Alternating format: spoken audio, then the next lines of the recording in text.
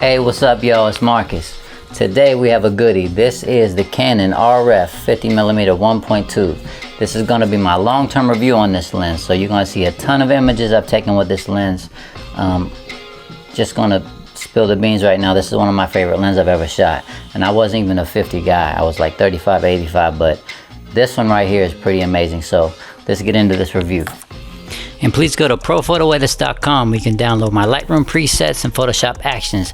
Every image that you've seen me upload here on YouTube and on my website, on my Instagram, has been edited with these presets and my Lightroom actions. I want to let you guys know that my course is up right now.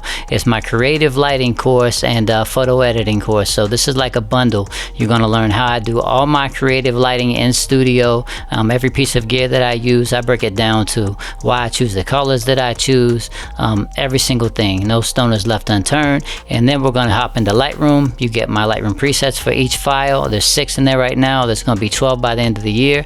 Then we'll hop into Photoshop and I give you screen recordings of me editing each one of these shots, so I can show you how to really up your game on both sides, shooting and editing. And I also just uploaded 2 new courses. This is the light bending technique that you've seen on my Instagram. Go check my Instagram out, I'll link it. And this is all done in camera with minimal gear, and I'll show you exactly how to do that. And I also just finished uploading the complete and partial silhouettes that you're looking at right now. This is totally different than how you expect it to be done, and it's not very expensive to do it also.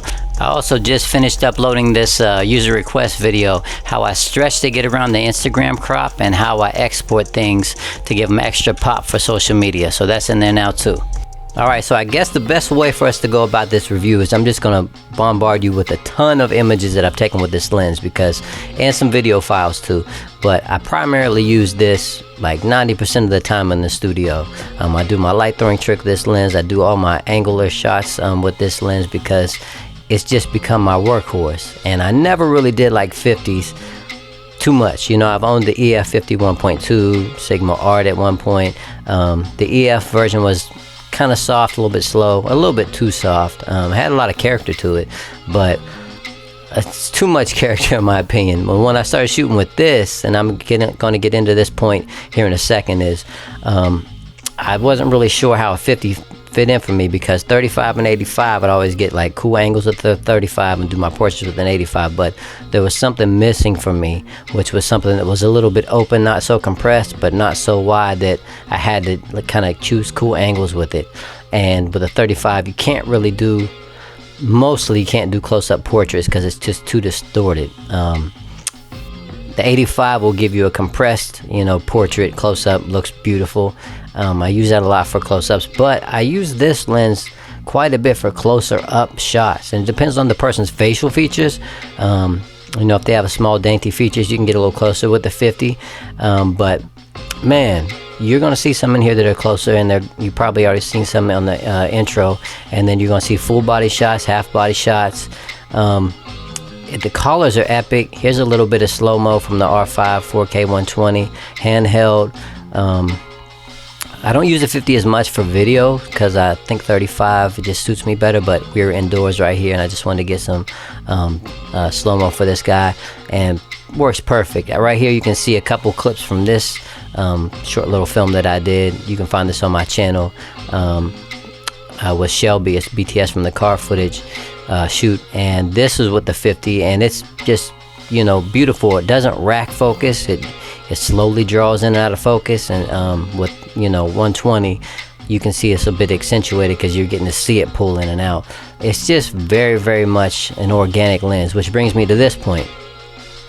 And I'll tell you after this video clip. So this was on the EOS R, and of course it didn't do 120 with autofocus, and it was only HD, so I had to shoot this in 60 frames per second, use optical flow, slow it down, so it degraded the footage a little bit, and it's not 4K. You can see how it always tracks the eye right here. It's just one of my favorite lenses of all time.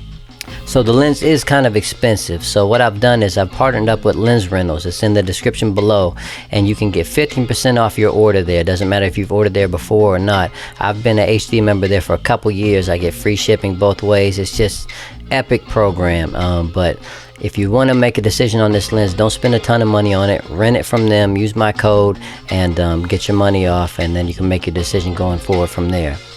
So let me tell you a little bit of nerdy stuff about the lens and why I think it might be one of my favorite, most organic lenses that I've shot with in the modern era. Years ago, when they started with the 35 1.4 L2, they started this like blue refractive element that they put in there, and it kind of made things feel like the person was kind of popping off the background. Super sharp, a little bit clinical. It took some people a while to get used to, and now the new 85, I'm pretty sure the new 35 will have it too, the RF one that they're working on right now.